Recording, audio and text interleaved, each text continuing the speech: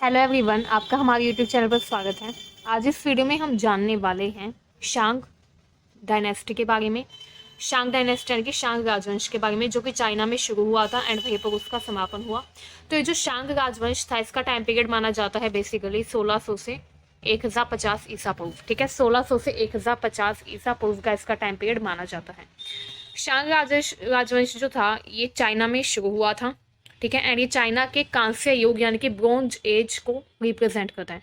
China में जो कांस्य युग था, कांस्य युगीन सभ्यता जो थी चाइना की, वो थी शांग डायनेस्टी। ठीक है, एंड ये एक ऐसा राजवंश था, ऐसी डायनेस्टी थी जिसने चीनी सभ्यता में महान योगदान दिया। इसने चाइना के सिविलाइजेशन में बहुत बड़ा योगदान दिया था। विद्वान तारीखों और परिणाम के विवरण पर पूरी तरह से सहमत नहीं है राजवंश, लेकिन अधिकांश स्वीकार करते हैं कि शांग राजवंश पहला ऐसा राजवंश है जिसने अपने पीछे लिखित रिकॉर्ड और अपने अस्तित्व के ठोस पुरातात्विक साक्ष्य छोड़े हैं। जो शांग डायनेस्टी है, इसको पहली ऐसी डायनेस्टी मानी जाती है जो कि जब समाप्त हुई तो हमारे पास आर्कियोलॉजिस्ट के पास सोर्सेज थे उसको पूरी तरीके से जानने के। ठीक है, काफ़ी ऐसी डायनेस्टीज थी जिन्होंने अपने पीछे लिखित रिकॉर्ड नहीं छोड़े थे, अपने पीछे कोई भी रिटन एविडेंस नहीं छोड़ा था। बट ये पहली ऐसी डायनेस्टी थी, पहला ऐसा राजवंश था जिसने अपने पीछे लिखित रिकॉर्ड यानी कि रिटन रिकॉर्ड्स को छोड़ा था। यानी कि हमको काफ़ी लिटरेरी सोर्सेज मिले हैं इस डायनेस्टी को समझने के लिए। ठीक है, शांग राजवंश जो था, इसका जो काल है वो दूसरा राजवंश का है। ठीक है, शांग डायनेस्टी जो थी, इसके 3 राजवंश माने जाते हैं। ठीक है, एंड आपके एग्जाम के पर्सपेक्टिव से जो दूसरा राजवंश है वो थोड़ा इंपॉर्टेंट है। ठीक है, तो चलिए हम अब अच्छे से इस चैप्टर को जानने वाले हैं। अगर आपने हमारे चैनल को सब्सक्राइब नहीं किया तो हमारे चैनल को सब्सक्राइब कर दीजिए, बेल आइकन का बटन दबाकर, क्योंकि इसी चैनल के माध्यम से हम आपको सारी इंपॉर्टेंट जानकारियाँ देते रहेंगे। ठीक है, तो चैनल को ज़रूर सब्सक्राइब करिए एंड वीडियो को ज़्यादा से ज़्यादा शेयर करिए। तो आइए अब हम डिटेल में पढ़ते हैं शांग राजवंश के बारे में। जो शांग डायनेस्टी के लोग थे, उन्होंने अपने ग्रंथों में जो उन्होंने अपने रिटन एविडेंस छोड़े उसमें उन्होंने जिया राजवंश का उल्लेख किया। जिया राजवंश यानी कि जिया डायनेस्टी जो थी वो भी चाइना की ही डायनेस्टी थी एंड उन्होंने उसका उल्लेख किया। ठीक है, ये जो जिया राजवंश था ये काफ़ी इम्पोर्टेंट था उस टाइम पर, जिसका शांग डायनेस्टी के लोगों ने अपने रिटन रिकॉर्ड्स में डिस्क्रिप्शन दिया है। ठीक है, जो पश्चिमी विद्वान यानी कि वेस्टर्न जो स्कॉलर्स है वो जिया को प्रारंभिक सभ्यता मानते हैं। ठीक है, जिया सभ्यता जिसको प्रारंभिक सभ्यता मानते हैं। इसके अलावा वो मानते हैं कि ये जो डायनेस्टी थी, जिया डायनेस्टी, ये नवपाषाण और शांग संस्कृतियों के बीच में मौजूद थी। इसका टाइम पीरियड नवपाषाण और शांग संस्कृति के बीच में माना जाता है। ठीक है, अब ये जो शांग डायनेस्टी थी ये पीली नदी के किनारे विकसित हुई, फ्लोरिश हुई। ठीक है, एंड येलो रिवर वैली यानी कि जो पीली नदी घाटी थी उसको काफ़ी इंपॉर्टेंट माना जाता है, इसीलिए क्योंकि ये जो डायनेस्टी थी, ये जो राजवंश था, ये वहीं पर विकसित हुआ था। पीली नदी घाटी जो है इसको चीनी सभ्यता का जन्म स्थान या पालना भी कहा जाता है, इसी वजह से, क्योंकि पीली नदी के पास ही विकसित हुई। ओरेकल हड्डियाँ, ओरेकल बोन्स क्या थे देखिए। शांग ओरेकल बोन्स जो हैं उनका डिस्क्रिप्शन हमको मिलता है शांग डायनेस्टी के शिलालेखों से यानी कि पिलर इंस्क्रिप्शन से। ठीक है, एंड जो ब्रोंज मेटल जो यूज़ करते थे उस पर भी उन्होंने इसके बारे में काफ़ी कुछ लिखा है, जिससे हमको पता चलता है ओरेकल बोन्स के बारे में, ओरेकल हड्डियों के बारे में। ठीक है, एंड जो शांग डायनेस्टी थी उस टाइम पर शिलालेख बहुत ही कम मिले हैं। ठीक है, बट जो भी मिले हैं उनसे काफ़ी जानकारियाँ इंसान को, मतलब जो स्कॉलर्स हैं उनको मिली हैं। ठीक है, इसके अलावा ओरेकल जो बोन्स थी उन पर वो काफ़ी जानकारियाँ लिखते थे। ठीक है, जैसे कि उस टाइम पर जो वो लेन देन वगैरह करते थे। ठीक है, या कोई भी इम्पोर्टेंट इवेंट, वो सब लिखने के लिए, नोट करने के लिए वो ओरेकल बोन्स का, ओरेकल हड्डियों का भी इस्तेमाल करते थे। ठीक है, शांग राजवंश की स्थापना 1600 ईसा पूर्व के टाइम पर मानी जाती है। ठीक है, एंड किंवदंती के अनुसार शांग राजवंश की स्थापना 1600 ईसा पूर्व के आसपास चेंग तांग नाम के गुनी व्यक्ति द्वारा की गई थी। ठीक है, इंपॉर्टेंट टॉपिक है, इंपॉर्टेंट पॉइंट है। ठीक है, नोट डाउन कर लीजिएगा कि ये जो शांग डायनेस्टी, शांग राजवंश था, इसकी स्थापना चेंग तांग नाम के व्यक्ति ने की थी। ठीक है, एंड इस व्यक्ति को पौराणिक जिया के दुष्ट राजा को इसने उखाड़ फेंका था। ये जो व्यक्ति थे चेंग तांग, इन्होंने जिया राजवंश के जो दुष्ट राजा थे उनको हरा दिया युद्ध में, एंड देन शांग राजवंश की स्थापना की। शांग राजवंश लगभग 600 वर्षों के दौरान कुल मिलाकर 29 या 30 राजाओं की श्रृंखला द्वारा शासित एक राजतंत्र था। देखो सबसे इंपॉर्टेंट पॉइंट तो ये है कि शांग डायनेस्टी का टाइम पीरियड क्या माना जाता है, 1600 ईसा पूर्व से 1050 ईसा पूर्व, एंड इसकी जो स्थापना थी वो चेंग तांग नाम के गुणी व्यक्ति ने की थी, विद्वान थे वो एक, एंड उन्होंने जिया राजवंश के एक व्यक्ति को उखाड़ फेंका। एक जो दुष्ट राजा था जिया राजवंश का, उसको उन्होंने उखाड़ फेंका, एंड देन उन्होंने शांग राजवंश की स्थापना की। 600 वर्षों के दौरान इसका टोटल टाइम पीरियड जो है वो 600 सालों का माना जाता है कि 600 सालों तक ये रही, ये जो राजवंश, ये जो डायनेस्टी थी, 600 सालों तक रही। एंड कुल मिलाकर 29 या 30 राजा जो थे उन्होंने इस पर राज किया, शासन किया। इस डायनेस्टी में टोटल मिलाकर 29 या 30 राजा हुए, ठीक है। इसके अलावा राजा की सेवा जो थी वो उन अधिकारियों के द्वारा की जाती थी जो अधिकार और कार्य के विशेष पदों पर रहते थे। राजा जो थे उन्होंने काफ़ी लोगों को अपॉइंट कर रखा था अलग अलग विशेष कार्यों के लिए, ठीक है। एंड उस राजा के द्वारा काफ़ी ऐसे व्यक्तियों को काफ़ी ऊंचे पदों पर नियुक्त किया गया था, ठीक है। इसके अलावा जब राजा जो था वो राजधानी में रहता था, शहर में रहता था, एंड वहाँ से शासन करता था। इसके अलावा उसके जो मुख्यमंत्री होते थे वो भी उसी के साथ राजधानी में, उसी के महल में रहते थे, ठीक है। उस टाइम पर ऐसे एविडेंस नहीं मिले हैं कि राजा ने कितनी बार अपनी राजधानी को स्थानांतरित किया, ठीक है। राजा जो था वो शाही परिवार से संबंधित था, ठीक है, रॉयल फैमिली से, एंड राजा का बेटा ही राजा बनता था, ठीक है।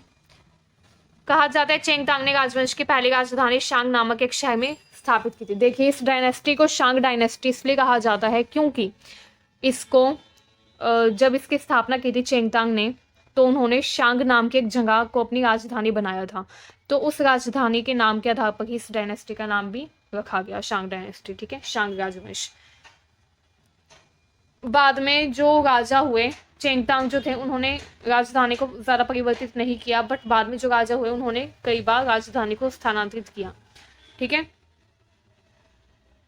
एंड शांग शहर जो था वो काफ़ी इम्पोर्टेंट माना जाता है, चाइना की डायनेस्टी के रूप में काफ़ी इम्पोर्टेंट स्थान उसे प्राप्त हैं। जो शांग शहर था उसको काफ़ी इम्पोर्टेंट इसलिए माना जाता था क्योंकि ये राजवंश की पैतृक राजधानी थी, मतलब कि उनके पूर्वजों के टाइम से वो राजधानी के रूप में रही थी, ठीक है, बनी रही थी। एंड यहीं पर जो शांग राजा थे उन्होंने अपने पवित्र पुश्तैनी मंदिर बनवा रखे थे, ठीक है, एंड अपनी जो पूजा पाठ होता था वो वहीं पर करते थे। इसके अलावा जो राजा थे उनकी जो राजनैतिक राजधानी होती थी वो वहीं पर रहते थे, वो वहीं से शासन करते थे, ठीक है। राजवंश का मूल आधुनिक हेनान प्रांत के उत्तरी भाग में आन्यांग, लुओयांग, झेंगझो शहरों के बीच त्रिकोणीय क्षेत्र में स्थित था। अब राजवंश का जो इम्पोर्टेंट प्रांत था, प्रोविंस था, वो कौन सा था? हेनान प्रांत था, जो कि आन्यांग, लुओयांग और झेंगझो शहर के बीच में स्थित था। हालांकि इसमें जो थोड़े नाम है वो थोड़े अजीब अजीब से हैं, तो आपको याद करने में थोड़ी प्रॉब्लम हो सकती है, बट एग्जाम के पर्सपेक्टिव से इम्पोर्टेंट है तो आपको ये याद करना ही होगा, ठीक है। एंड अब देखते हैं, चलिए आगे क्या हुआ। आप इसकी स्टोरी की तरह से अगर याद करेंगे तो ये आपके लिए बेटर रहेगा, ठीक है। पीली नदी यानी कि येलो रिवर वैली जो है काफ़ी इंपॉर्टेंट मानी जाती है चाइना के लिए, ठीक है। कई शांग शहरों के अवशेषों को खोजने के अलावा पुरातत्वविदों को कई शांग राजाओं उनके परिवारों के विशाल मकबरे मिले हैं। शांग शहर जो है उसमें बहुत सारे अवशेष मिले हैं शांग राजवंश के, ठीक है। पुरातत्वविदों को काफ़ी सारे अवशेष मिले हैं शांग राजाओं और उनके परिवारों के बारे में जानने के लिए, ठीक है। शांग राजवंश के बारे में जानने के लिए काफ़ी अवशेष मिले हैं शांग नामक शहर में, ठीक है, जैसे मकबरे मिले हैं, ठीक है, तो काफ़ी इंपॉर्टेंट है ये।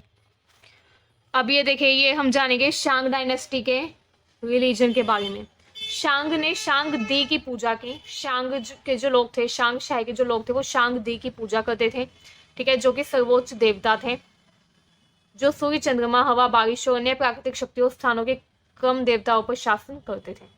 जो शांगदी थे उनको ये माना जाता था कि वो सूर्य, चंद्रमा, हवा, बारिश इन सब पर शासन करते हैं। जितनी भी प्राकृतिक शक्तियां हैं उन सब पर शासन करने वाले देवता के रूप में शांगदी को वो पूजा करते थे, पूजा करते थे उनकी। ठीक है, वे अपने पूर्वजों की पूजा भी करते थे, क्योंकि उनका मानना था कि उनके पूर्वज जो हैं वो काफ़ी ज़्यादा उनको ये थे, एंड वो मानते थे कि उनके जो पूर्वज है वो उनके सारे काम सिद्ध करवाएंगे, तो इसलिए वो अपने पूर्वजों की पूजा भी करते थे। ठीक है, अपने मृत्यु के बाद वो मानते थे कि उनके जो पूर्वज है वो अपनी मृत्यु के बाद स्वर्ग में रहते हैं। ठीक है, इसीलिए वो अपने पूर्वजों की पूजा करते थे। ठीक है, राजाओं ने दैवीय हड्डियों का उपयोग करके अपने पूर्वजों के साथ संवाद किया, उन्हें कई बार बलि दी। जो राजा थे शांग राजवंश के, वो क्या करते थे, वो ओरेकल बोन्स यानी कि जो हड्डियां होती थी, ठीक है, घोड़े की हड्डियां या फिर ऐसे ही पशुओं की हड्डियों का वो यूज़ करते थे, एंड उन हड्डियों पर वो क्या करते थे, एक मतलब कि किसी पुरोहित या पंडित वगैरह को बुलाते थे, ठीक है, पुजारी को, एंड उस हड्डी के माध्यम से वो अपने सवाल पूछते थे, जैसे कि राजा का बेटा होगा या नहीं, राजा युद्ध में जीतेगा या नहीं। ठीक है, एंड राजा जो है वो अपने जो साम्राज्य है उसको विस्तृत कर पाएगा या नहीं, उसका विस्तार कर पाएगा या नहीं, कल बारिश होगी या नहीं। तो इस तरीके की जो भविष्यवाणियाँ होती थी वो की जाती थी उन हड्डियों के माध्यम से। क्या करते थे, वो हड्डी के ऊपर लिख देते थे, जैसे उन्होंने हड्डी ली एंड उस पर लिख दिया कि कल बारिश होगी या नहीं, तो उस हड्डी को, अगर वो हड्डी टूट जाए, अगर उसमें दरार आ जाए तो यानी कि बारिश होगी, एंड अगर नहीं आए दरार यानी कि बारिश नहीं होगी। तो इस तरीके से वो क्या करते थे, अपने पूर्वजों के साथ संवाद करते थे, उनसे पूछते थे। उनको लगता था कि उनके पूर्वज जो है वो इस माध्यम से बता देंगे कि उनके भविष्य में उनके साथ क्या होगा, तो इस तरीके से वो सवाल पूछते थे। ठीक है, एंड वो इन हड्डियों को प्राप्त करने के लिए जानवरों की बलि चढ़ाते थे, एंड फिर उनकी जो हड्डियाँ होती थी उन पर अपने सवाल लिखकर अपने पूर्वजों से के साथ संवाद किया करते थे। ठीक है, इसके अलावा उन्होंने शाही पूर्वजों प्रकृति के विभिन्न देवी देवताओं के लिए जानवरों की बलि दी। ठीक है, पूर्वजों या देवताओं से मदद मांगने के लिए वो क्या करते थे, जानवरों का बलिदान दे देते थे। ठीक है, बहुत सारे जानवरों की बलि देते थे, एंड उनका मानना था कि अगर वे अपने पूर्वजों की ठीक से पूजा करने में विफल रहे तो उनके परिवार और राज्य को कई आपदाओं का सामना करना पड़ेगा। मतलब कि उनको काफ़ी डर रहता था कि अगर उन्होंने अपने पूर्वजों की अच्छे से सेवा नहीं की तो उनको और उनके परिवार को काफ़ी आपदाओं का, काफ़ी दिक्कतों का सामना करना पड़ेगा, क्योंकि अगर वो ढंग से पूजा नहीं करेंगे तो मानते थे कि उनके पूर्वज और उनके देवता उनसे नाराज़ हो जाएंगे। तो इसलिए वो अपने पूजा पाठ पर काफ़ी ध्यान देते थे, टाइम टू टाइम वो बलि चढ़ाते थे, बलिदान देते थे, एंड अपने पूर्वजों के साथ ओरेकल बोन्स यानी कि ओरेकल हड्डियों का यूज़ करके संवाद भी करते रहते थे। क्योंकि शांग मनोप्रांत और पूर्वजों की पूजा में विश्वास करते थे, उन्होंने दफनाने के बारे में बहुत गंभीरता से सोचा। मृतक के साथ उसकी कब्र पर क्या जाना था ये भी उन्होंने सोचा।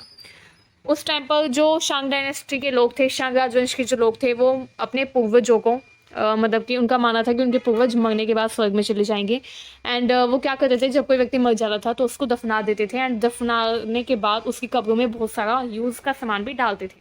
ठीक है, शांग राजघराने के विशाल और विस्तृत मकबरे उनकी दृढ़ आस्थाओं के प्रतीक है। शांग राजवंश जो है, शांग शहर में बहुत सारे विस्तृत यानी कि बड़े बड़े फैले हुए मकबरे मिले हैं, जो कि उनकी आस्था को बताते हैं कि वो मरणोपरांत यानी कि आफ्टर लाइफ में विश्वास रखते थे कि मरने के बाद भी जीवन है। ठीक है, वो मानते थे कि उनके जो पूर्वज है जब वो मर जाएंगे तो उनको स्वर्ग में काफ़ी चीज़ों की ज़रूरत पड़ेगी, जैसे कपड़ों की, शीशे की, है ना, एंड जो भी उनकी यूज़ की चीज़ होती थी उनको ज़रूरत पड़ेगी अनाज की, तो वो ये सब कुछ अनाज वगैरह क्या करते थे, डाल देते थे। ठीक है, किस में डालते थे, अपने वो ये सामान जो था उनकी कब्र में डाल देते थे, ताकि उनको ज़रूरत पड़े तो वो उनका यूज़ कर लें। ठीक है, कब्र में दबे कई खजाने भी उनको मिले हैं। ठीक है, जो पुरातत्वविद हैं उनको कई खजाने भी मिले हैं कब्र में से। ठीक है, कुछ अज्ञात व्यक्ति थे जिन्हें युद्ध के दौरान पकड़ लिया गया था और अंत्येष्टि में मानव बलि के रूप में इस्तेमाल किया गया था। अब वो कई बार मनुष्य की बलि भी दे देते थे, जरूरी था जानवरों की ही बलि दे, कई बार वो इंसानों की बलि भी दे देते थे। ठीक है, इसके अलावा अब हम जानेंगे कि शांग राजवंश यानी कि शांग डायनेस्टी का अंत, एबोल्यूशन कैसे हुआ, डिक्लाइन कैसे हुआ, सॉरी। ठीक है, शांग राजवंश लगभग 1050 ईसा पूर्व में समाप्त हो गया जब झोउ राज्य के विजेताओं ने राजधानी पर आक्रमण कर लिया। जो झोउ राज्य था चाइना का, वहां पर जो राजा थे उन्होंने शांग राजवंश को समाप्त करने में काफ़ी अहम भूमिका निभाई। उन्होंने शांग जो राज्य की राजधानी थी, शांग राजवंश की जो राजधानी थी शांग, ठीक है, उस पर आक्रमण कर दिया और उसको जीत लिया। ठीक है, शांग राजवंश को उन्होंने उखाड़ फेंका। जो विजेताओं ने नैतिक कारणों से शांग राजवंश को उखाड़ फेंकने का दावा किया। उन्होंने कहा कि शांग राजा दुष्ट था और स्वर्ग अब नहीं चाहता था कि वह शासन करें। जो झोउ राज्य का राजा था उसने क्या किया, शांग शहर पर आक्रमण करके शांग राजवंश को उखाड़ फेंका। उसने रीज़न ये बताया कि जो शांग राजवंश के राजा है वो दुष्ट हैं एंड जो स्वर्ग लोक के देवता है वो नहीं चाहते कि जो शांग राजवंश के राजा है वो उस पर, शांग शहर पर अपना शासन करे। तो इसलिए उन्होंने ये रीज़न बताया, ठीक है, नैतिक कारण बताया, मतलब कि उन्होंने अपने आक्रमण करने का। उन्होंने शांग के पतन के लिए उसके राज्य के अत्यधिक शराब पीने, लिप्त जीवन शैली और अनैतिक व्यवहार को जिम्मेदार ठहराया। उन्होंने कहा कि जो राजा है वो बहुत शराब पीता है एंड उसकी जीवन शैली बहुत बेकार है, वो अनैतिक व्यवहार करता है अपनी प्रजा के साथ, इसीलिए उसने जो शांग राजवंश का राजा है उसको आक्रमण करके हरा दिया। ठीक है, ये किसने कहा, ये झोउ राज्य के राजा ने कहा। ठीक है, एंड ये उन्होंने अपना रीज़न दिया शांग डायनेस्टी के डिक्लाइन के लिए। तो ये काफ़ी इंपॉर्टेंट पॉइंट था, इंपॉर्टेंट चैप्टर था। मुझे उम्मीद है आपको वीडियो अच्छी लगी हो तो हमारे चैनल को ज़रूर सब्सक्राइब करिए, साथ ही अपने सारे दोस्तों को भी शेयर करें ताकि उनको भी जानकारी मिल सके।